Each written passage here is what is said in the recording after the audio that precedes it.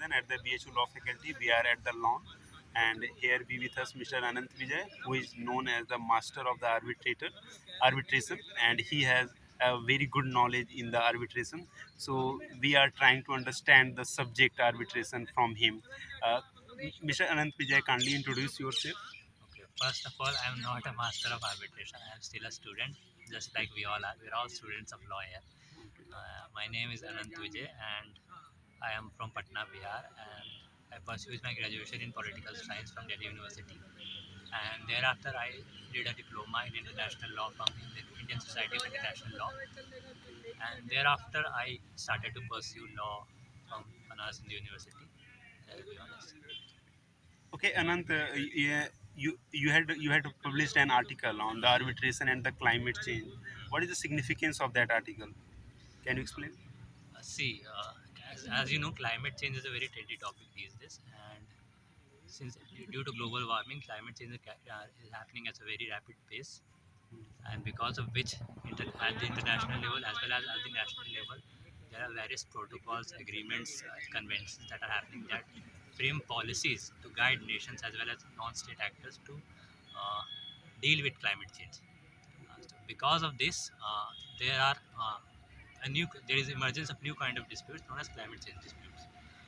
These kind of disputes usually happen between construction companies or, for example, mining companies, energy companies. These kind of companies usually enter into agreements with states as well as non-state actors at the international level. And when they enter into such kind of disputes, they have to tackle the new policies, new climate change policies. And to understand these policies, we need experts in the field of environmental law, in the field of climate change. Now, in the traditional litigation, we don't have such kind of experts. There is no room for such kind of experts. So, arbitration comes as an option in place of litigation to tackle such kind of disputes both at the national level as well as the international level. Because arbitration allows us the option of selecting experts who are familiar with different kind of international environmental law disputes. Due to climate change, there are various kind of policies are framed, like carbon trading, kind of the things is happen, and internationally, the exchange of the carbon credit like concept is there. So similarly, various policies are framed, and due to that policies, it would be certainly that there would be certain kind of dispute between them. So traditional court are not well equipped to solve that kind of the dispute. So Anant Vijay is basically suggesting a kind of arbitration mechanism where the expert panel will be there and they can solve the dispute. So that is basically.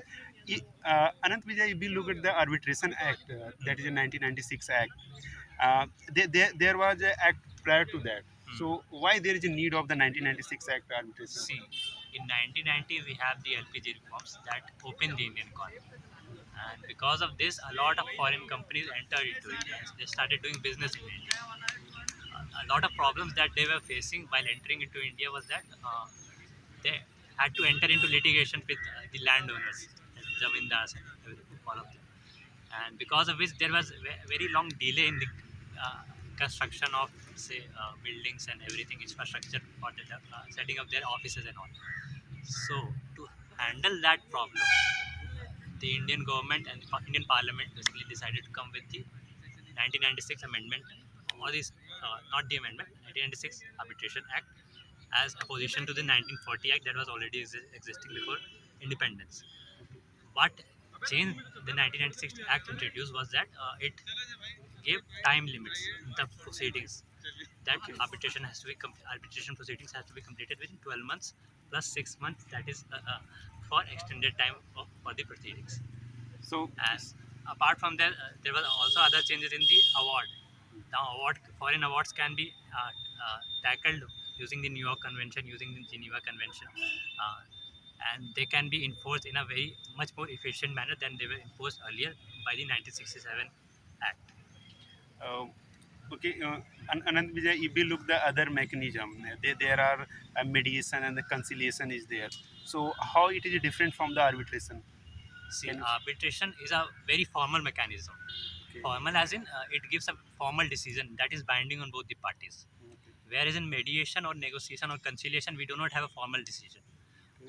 In mediation, in other ADR mechanisms, the parties select a third party that is whose responsibility is only to facilitate the process, to help the parties arrive at a decision that is favorable to both of them.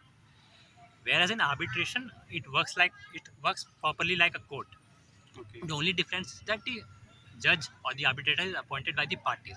Otherwise, the whole system is like the courts, and it gives a formal decision that the parties have to follow. In other mechanisms, we do not have such system. They only You are uh, you are saying that the award mm, which comes in the arbitration, it is binding on the party. mm, Uh, just on like a judgment of a court.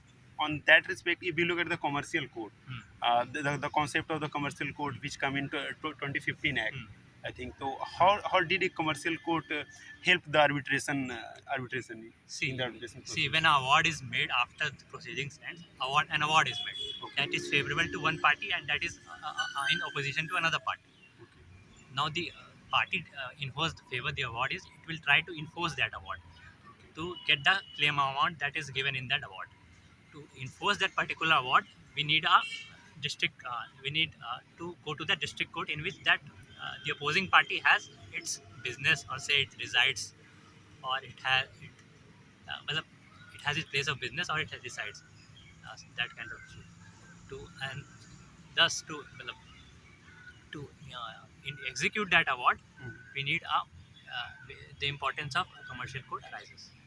uh, Commercial court, the concept of the commercial court has been made simply because of the there is a rise of the commercial dispute. Yeah. And so to solve the commercial dispute in a, we can say, the timely manner or Mm. in a quick manner, the Mm. separate mechanism has been developed. The concept of the commercial court camp Mm. in Varanasi itself, the Varanasi commercial court has the jurisdiction of the 10 district. Mm. That means every district doesn't have the commercial court. Mm. It has a, we can say, the long range of Mm. area. And that commercial court, further the commercial court also in the high court as well. Mm. So the separate mechanism has been Mm. provided in the Mm. commercial court. I think the jurisdiction decided above the 3 lakh. Mm. The jurisdiction of the commercial court is above the Mm. 3 lakh. uh, Mr. Anant Vijay, you had very well understand the subject of the arbitration, and we are very much facing difficulty in understanding that subject. So, can you suggest the way how we should approach this subject of arbitration? Because many of the friend has failed in this paper, or in this faculty. See, there is no straightjacket formula to study arbitration or to understand arbitration. Okay. What personally worked for me is that started studying. I developed interest in arbitration before I entered into LLB.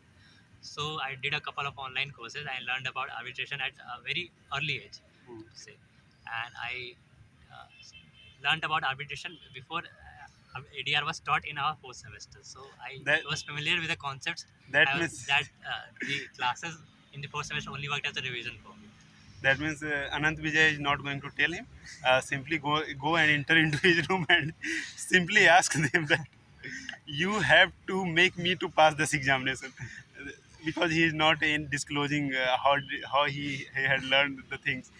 Okay, Mr. Anant Vijay. Further, I want to take the things like we are all concerned about the career opportunities, because we are going to graduate in the May. Hmm. So, does arbitration become a kind of career for our? Definitely, because as I have mentioned earlier, the future is of ADR.